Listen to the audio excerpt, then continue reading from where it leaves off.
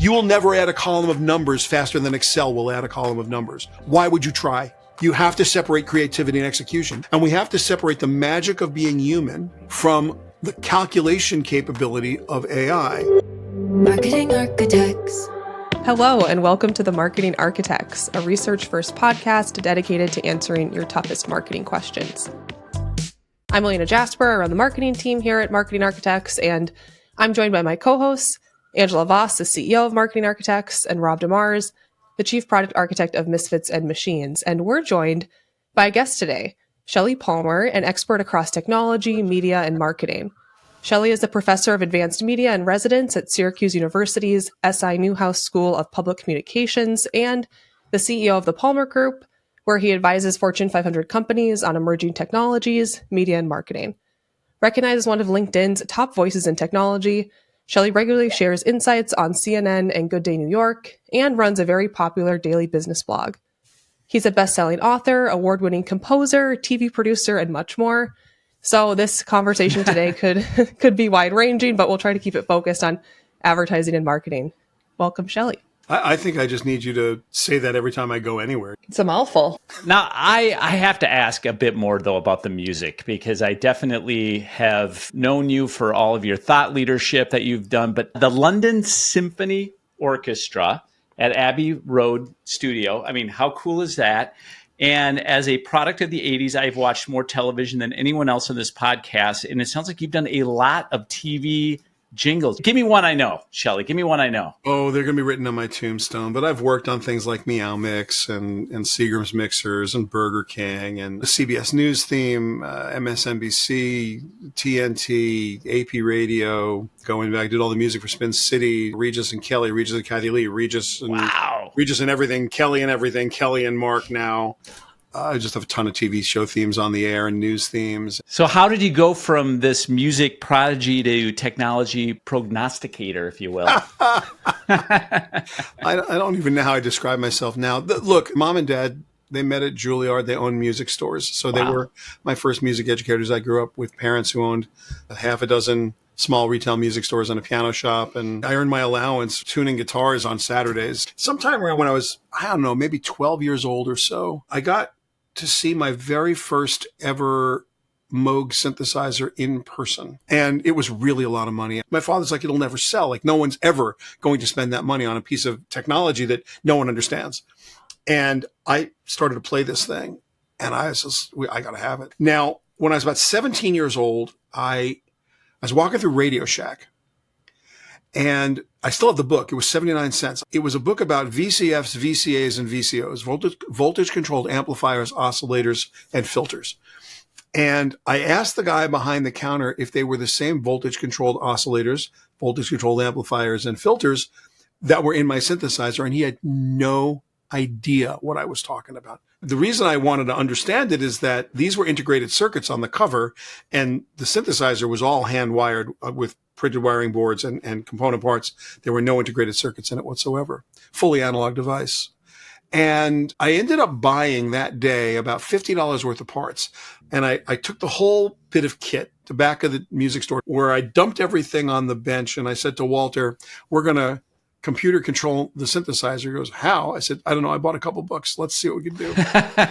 And so that's my technology career in a nutshell. 17 years old, I start to figure out a way to digitize the patches that you'd need to make an analog synthesizer have a sound and store it so you could get it back without having to make yourself crazy. Ultimately, my very first patent claims were written around that technology. And over time, I was composing pretty regularly. Even as a 17-year-old, I was writing music commercially. As I got into the business and got my degree in film TV production out of NYU, my first job out of school was working for an amazing, unbelievably talented guy named Don Elliott, who was a super famous jazz musician and owned a jingle company. I started working, literally playing jobs for him as well as repping his reel. Like you'd go around to agencies trying to get work for him. And then when I got work for him, I was allowed to write a demo and was able to throw in my own to see if I could get any work, which I did. It was kind of fun. I left Don and got my own production company. Now we're in the early 80s. So by 86, we had put the very first ever totally tapeless recording studio online. And it was really expensive to do, and it took a lot of tech. So the early part of my career, I was blessed to have mechanical problems to solve, but actual real world problems to solve, and enough aesthetic understanding of what I was trying to accomplish to be able to pursue this in a pretty rigorous way. So by 86, I was lucky to do a lot of really good work for a lot of big agencies. One of the agencies, and I won't mention which, they have their research department. We had a very big control room, and we had really good audio chain, and I had invested in an extremely expensive television monitor. It was a 16 by 9 cathode ray tube. Now, this is before anyone had a flat screen. We're talking the 80s now. So this was a 16 by 9 format, which everything was 4 by 3 back then. Everything was analog. This was a color correction monitor, a Sony color correction monitor that literally cost $40,000. But if you were an ad agency, the best place in New York City to see your spot finished to show your client was in Control Room A at Creative Audio. Like at my place, because the monitor was the best TV monitor you could buy for money. And the soffit mounted Westlake speakers were the end of days from a sonic perspective. So they'd never sound that way again. Would never look that way again. So we used to let the agencies come for free at night to like have playback parties for the finished spots. It was just like a thing we did. If we worked on the spot, you could come and play your stuff for your clients. Anyway, there was an argument going on between one of the agency leaders and their research group about some optimization. And I couldn't help but overhear it. And I laughed and I said, oh my God, that's like such an easy regression. I don't, what are you guys talking about? And they're like, what? We have enough computational power in the machine room to do that right now. We're doing that a couple thousand times a second to make this work on each of these machines. They're like, what? It's like, yeah. No, we can definitely do that. It's like, come on, that's silly math. And so we did this media optimization algorithm for them, which I literally coded while they were sitting there. I got them their output and I printed it out for them, and they're like, oh my God, this is amazing. Like, we need this. It's like, well, you need a computer. I mean, you literally just need a computer. Like, you shouldn't be doing this on a spreadsheet. You should just code this. It's easier. We became the darling of that whole group because the math is the same math as we were using for the sampling we were doing.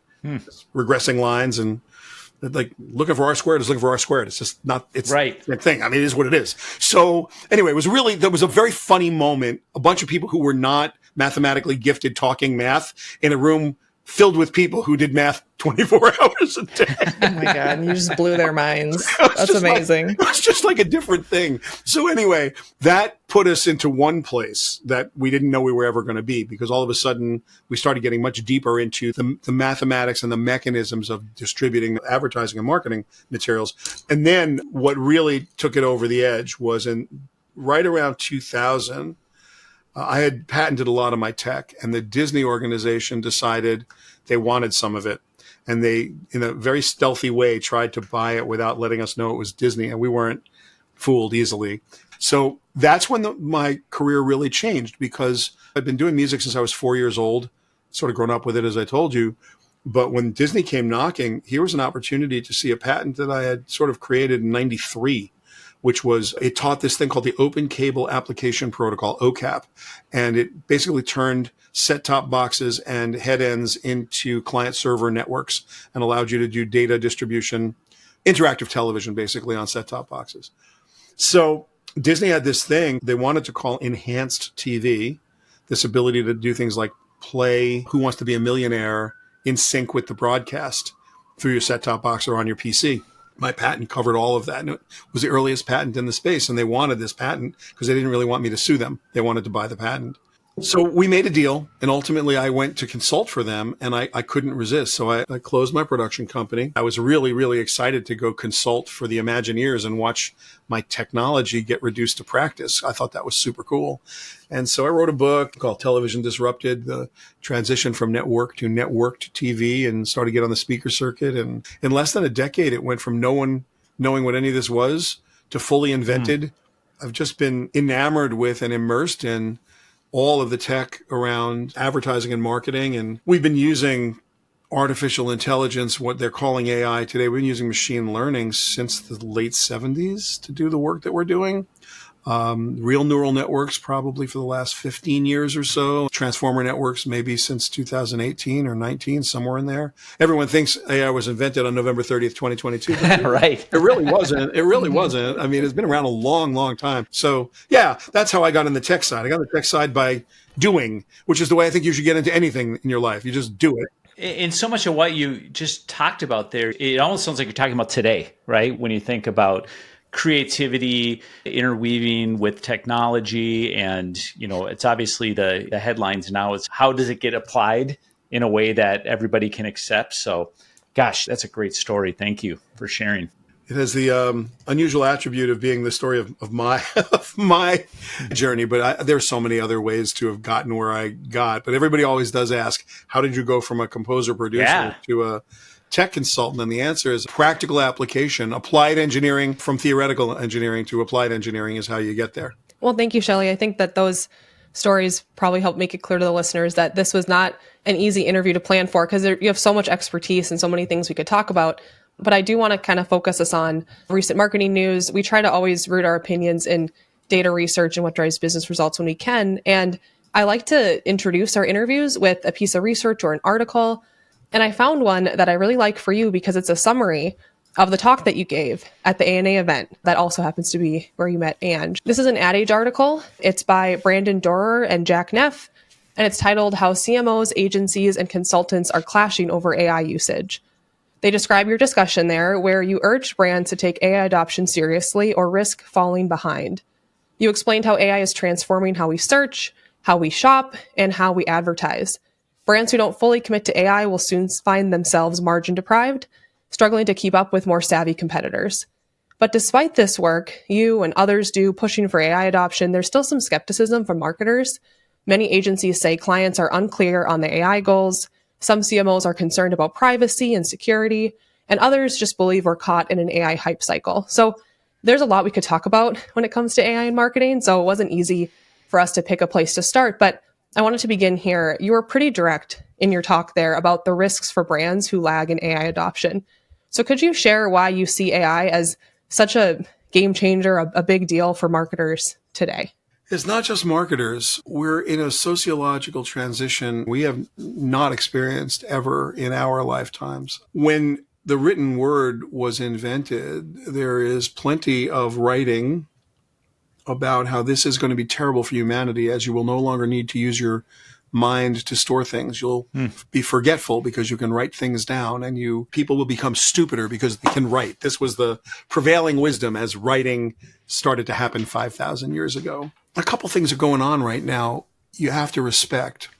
First of all, in business, productivity is the key driver of economic success. You really don't have a lot of choices about your sale price. You can be the high cost provider if you want. You can be the low cost provider if you think you can be more aggressive. But ultimately, the market sets the price you will sell your goods and services for. Markets are funny that way. Where you do have some control is over your margin. If it costs you less to create your goods and services and your margin is greater, then you will profit. And you will profit less if it costs you more.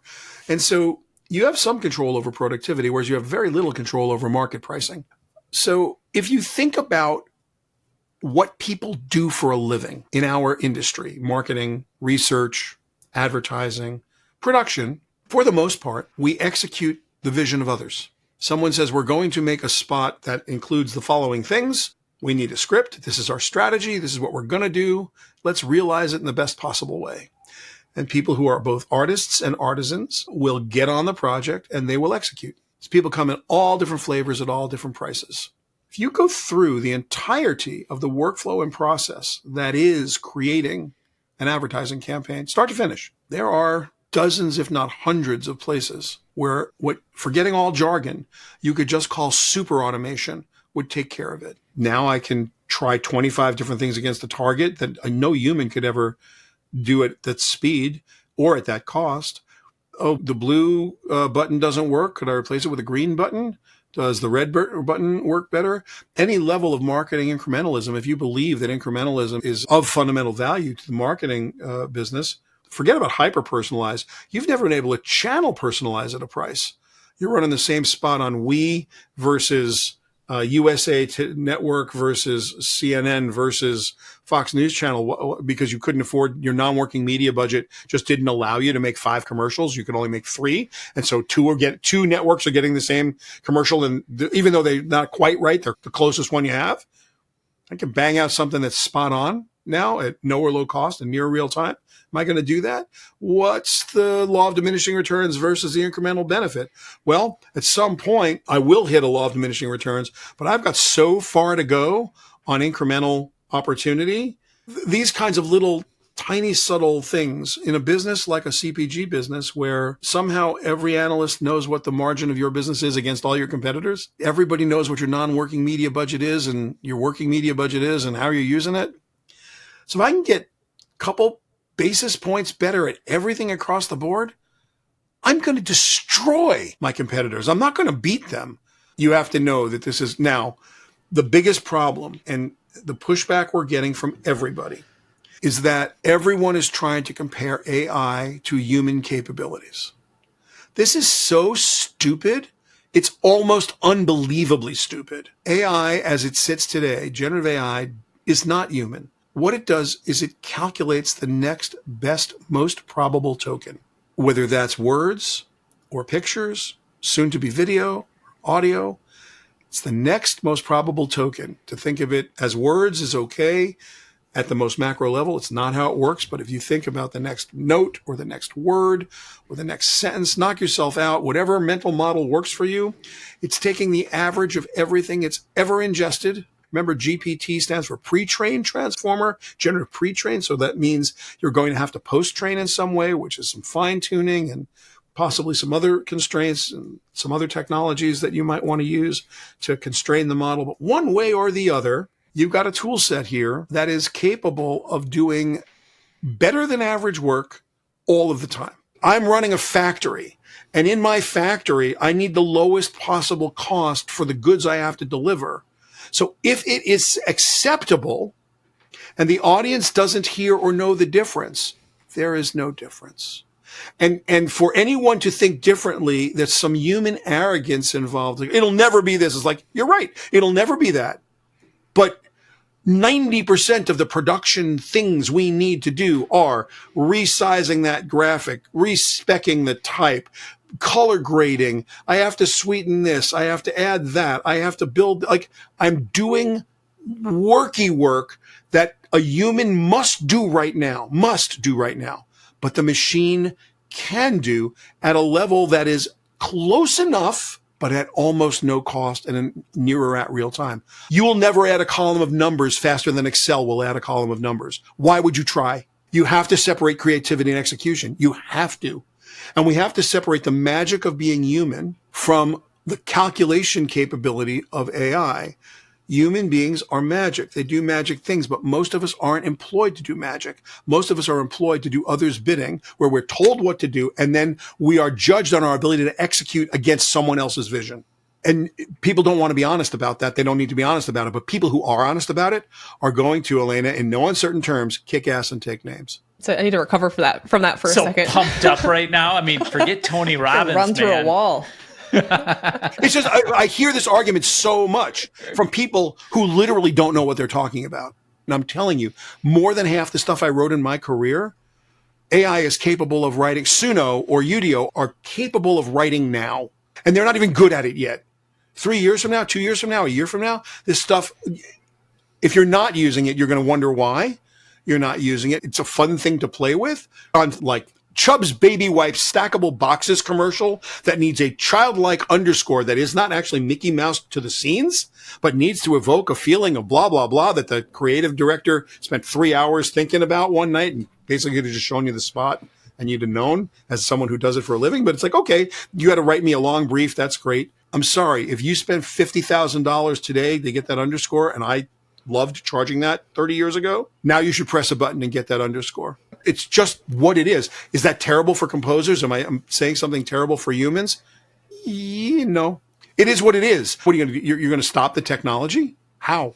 It's not going back in the tube. I think what we're dealing with, it's like someone telling me my daughter's drawing is not beautiful. It's such an emotional topic. People have very big feelings about it. They do. You mentioned before there are currently dozens, if not hundreds of places or opportunities for automation. And earlier this year, we hear Sam Altman say that 95% of what marketers use agencies and strategists and creative professionals for is going to be done instantly at almost no cost. So, yeah, except he doesn't understand that that's not the part that they pay for. Right. He's right, but he's wrong. Totally. This is a leadership problem. This is not a technology problem. He's right. The tech is going to do all of that. Yep. You know what's not going to happen? There's no CMO that I'm aware of who's going to take responsibility for anything that they could have an agency take responsibility for, because you can fire an agency, but you get fired when you screw up.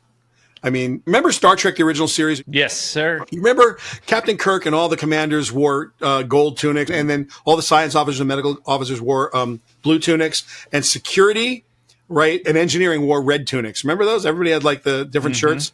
Mr. Scott wore a red shirt, but the security guards did too. If you're a security guard and you beam down to the planet and you're not Mr. Scott, it was a one-show contract. The alien was killing you. You were getting killed by the alien. All right. And in fact, there's a wonderful T-shirt you can buy that looks like a Star Trek original series tunic, and in Star Trek type it says "expendable" on the right on the front, because that's like everybody. That's the joke of the original series Star Trek. Okay, they're beaming down. We never heard of these three guys before. They're carrying phasers and they're in red shirts. They're doomed. Something bad's going to happen. It was like watching a Law and Order. You just knew it was going to happen in Star Trek. Anyway.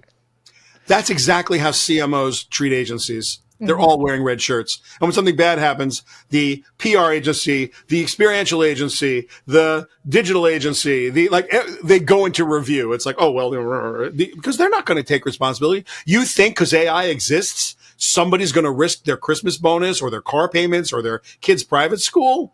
Why? Because technology happened? Never. The sociology of this is so stable. The inertia, the bureaucracy is so stable. You would need an entire generation of chief marketing officers to go, I know, I'll do it. Are you kidding me? In what world does that actually, like what planet would you need to, speaking of Star Trek, would you need to visit for this to be true? Never happening. So yes, Sam, I agree. All the marketing functions will be completely super automatable right by your own tools. Then what? That is not happening. What will happen is we're going to see point solutions happen. We're going to see data come together because brands have some data, but they don't have enough. Agencies have the ability to synthesize and process data that brands don't.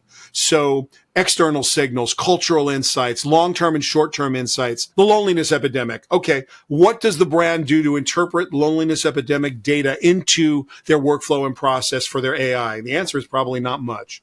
They're buying it from somewhere. Where are they buying it from? Where is it synthesized? What are they doing with short-term insights? What do we think is going to happen, and how will that impact? Go down the list of every single thing you need to go down the list of. Who's going to amass and accumulate those insights, and who's going to wait and score them against decision trees that you'd use for marketing campaigns? Like, the agency has a role, and they're going to build agentic systems, or they'll build point solutions that allow them to do what they do at a much more efficient rate. The headbutt is guaranteed to come in the way that agencies sell to brands, because now they sell FTEs, full-time employees, or full-time equivalents. And they're going to have to sell outcomes or there's going to have to be some other way of remunerating or compensating these relationships, because agencies are capable of staging large systems that will be very specialized based on the amount of media they're buying, based on what they've understood about the media they buy, based on efficacy, all the things the brands don't have. Retailers in retail media will have a fair amount of data that are unique data sets. And then the brands themselves will have unique data because they know their supply chain. They know what's in inventory. They know what they've sold, which they don't tend to share. So because these data sets are by default separated, you're not going to see one AI system do all of this. You're going to see there's still roles for different agents to do different things, and different people are going to be better at keeping those agents current because of their access to the data that's, to be fair, proprietary. So yeah, a large language model which I think is a race to the bottom, will speak 30 languages better than anything else. And the reasoning engines may reason, they may get them to reason, but at the end of the day, the unique data sets are the stock and trade. That's where the differentiators come from. And so, yes, if you could build a synthetic employee of Procter & Gamble or of Unilever that literally had every single ounce of these data sets available to it, there's a chance that you could get rid of everybody, that had to do with marketing and advertising. But it's unlikely that those data sets will become freely available to all of the models that need it. You still have to post-train with some kind of human feedback. Could you teach self-supervised learning to a system? Of course you can. You can build dynamic systems, but they're not set it and forget it. You're constantly tuning them. Who is going to do that? You have to understand the way the business works to make a bold statement like Sam made. And it's like anybody who's in the business for more than 5 minutes starts to laugh and go, man, you just don't know who you're dealing with. Yes, you're right. The tech can do it, but tech has never been the problem. I'm not scared of artificial intelligence. I'm scared of artificial control. So is everybody else. No one wants to be controlled by this nonsense. Nobody. Is that why people are freaking out as much as they are in terms of just, you see Toys R Us or the Coca-Cola spots and people love to hate on them? And is that just because it's people that aren't early adopters freaking out? No, Rob, I think that's still human arrogance. I still think that's human beings thinking, oh, the machine's never going to be as good as us. Right. And again, it's a point of view, and I respect it. And people say it to me every day. It's like every day someone tells me, oh, well, you're so high on AI, but it's never going to do this, and this. Like, A, I agree, and B, it doesn't have to. For it to have a dramatic financial impact on how everybody I know spends their day in business, like my entire client base, everyone that we work with, it does not need to be much better than it is right now. Data sets need to get better. Mm-hmm. So workflow and process needs to be things need to be orchestrated and plugged together in ways that they aren't now. Like if I say to you, let's Google something, you know exactly what I mean. Well, there are no phrases like that anywhere in the world of AI. But when we get there, when I can say, let's AI something, what the hell that's going to mean. And we all know, we know it as well as we know what to Google something is. We're going to be in a different place. We're nowhere near that. But when everything is wired together, if it was just as good as it is right now, the economic impact would be stunning. So to compare this to people capability, why? Mm-hmm. People are people, machines are machines. Yeah, it's just that transition and maybe fear of what's to come, not knowing. But then there's different sides of this debate, right? There's ethical, there's legal. You've got some artists like Imogen Heap telling the world she's going to empower her songs to go make love with other people. She's going to create an AI twin. Then you've got artists that are just absolutely losing their minds over what's going on. Yeah. And I think you've called this the fight of the year, the fight over IP and copyright. I've heard you favor thinking from fairly trained. What do you think is going to happen here? How do you think the world of copyright and IP are going to change? It's going to get adjudicated in the courts. And so it doesn't matter what I think. It matters what the judges who are involved think. Look, it goes this way. AI is trained on everything. So was I. Everything I could hear, everything I could find in the world. But the difference is not in degree, but in scale. And so it's already ingested everything ever written about whatever subject you're thinking about. You haven't. No matter what you've read, no matter how well read you are in a subject, you want to read about the impact of the Weimar Republic on the advent of World War II. Okay, it's read everything ever written by everybody on the public internet. And you've read 6 books on the subject and taken 1 semester in college about it in the history of European thought. You think you're a match for the GPT cabal that has existed here? You're not. So this is the problem by itself. What's ethical? Who do you pay? And if so, what gets paid? And the problem is it's not stored. The data is not stored in a way where they can tell you flat out that it's learned from you. Here's something you can do as a test. You ask any of the models, ChatGPT, the paid version, who Shelly Palmer is, it'll tell you. Ask it if it can write like me. There's 1 or 2 answers it'll give now, depending on which version you're using. It'll either say, while I can't write directly in his style, he writes in the following way, and I can write in that style, mm-hmm. or it'll just start writing in my style. When it does, depending on the version you have, I can't tell that I didn't write it. Who do I go see about that? Now, I'm not famous, but if I was, I'd be pissed. I've written 2.2 million words, according to ChatGPT, that it's read. I write a blog every single morning, as you know. Since 1996, literally 5 days a week, I write a rant. I write a thought leadership piece on Sundays. And on Saturdays, it's a recap of the week. But ultimately, I write over 4,000 words every single week, closer to 6. And it's read them all. And it can write in my style. Now, for me, I don't think anybody's really going to go do that. But what if you're Michael Crichton's estate? What if you're Aaron Sorkin right now? What if you're Michael Lewis? I mean, these guys are alive. They're kicking. They're amazing writers. And when you ask ChatGPT to write like Aaron Sorkin, it kills it. Mm-hmm. kills it. So who do you go see about that? And what would you do to stop it? I don't know the answer to any of those questions. And I think the courts will decide. We're not going to get to decide. The Copyright Office tried listening sessions, and they invited everyone to comment, and Shira Perlmutter, the copyright registrar, they were really good about asking everybody to, come on down and give their opinions. I was asked by Paul Williams to moderate the AI symposium at the ASCAP annual members meeting. And I was basically booed off the stage for telling the truth. Like, nobody wants to hear this. Nobody. It's going to get worse because right now it's doing the simple stuff, which is it's training off of other people's work. But the reasoning engines are going to learn to reason, and nobody knows what's going to happen. This is a really hard problem to solve, and people are going to fight this from the core of their souls. You're going to rip people's bodies apart to get them to give up on this. There's no way in the world anybody gives up on this. Yeah, you're right. Never happening. And so this is going to be a big fight, and everyone should prepare for it. There's one line in the Constitution that talks about IP, and it's granted to humans, not to machines. Mm-hmm. So now I can use a machine to infringe on your copyright, but I can't copyright the work product that's infringing. So I just built something that you can sue me for, but what I just built, I can't copyright because the machine did it. Oh my God, this is a hot mess, and it's going to be a hot mess. Like I think I could argue both sides of this because I'm on both sides of it. Sure. And it's terrifying to me because it's not going to end well. Yeah, let me move us to a lighter note to end the episode. We appreciate you giving your point of view on that. I know you said you didn't have an answer, but I have questions, Elena. I literally don't have any. I have a billion questions about it, and I have a point of view because it's my lived experience. But that doesn't make me more qualified than anybody else to talk about it. It just means I have a deeper point of view, and this is going to be a fight. Trust me. Well, to wrap up the show, Shelly, we have kind of a fun question for you. All right. Outside of marketing, what's one world-changing task that you're most excited about AI solving or AI helping with in the future? Outside of marketing? Yes. I love to debate with it. Love to. It is fabulous to argue with. So you give it a personality. You're acting as Stephen Hawking, and I want to dispute your assertion that Hawking radiation exists.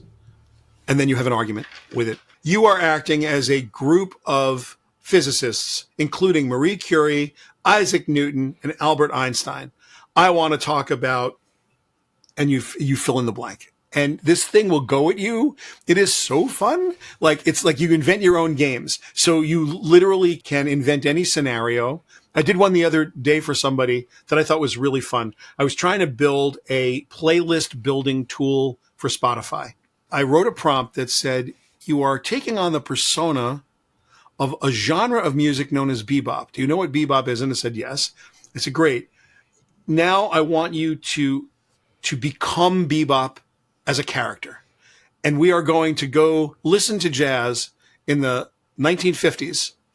And we're going to talk about what this music means and and all of a sudden I'm talking literally to the genre of music. That's amazing. And we were having so much fun. Like to me, that kind of nonsense. It's not like a synthetic companion. It's turning this into things that can't exist in the world. How could a genre of music be alive and have a personality and talk to you? Except bebop has a point of view musically, and music is a language. So it interpreted what it felt like that would be like as a personality.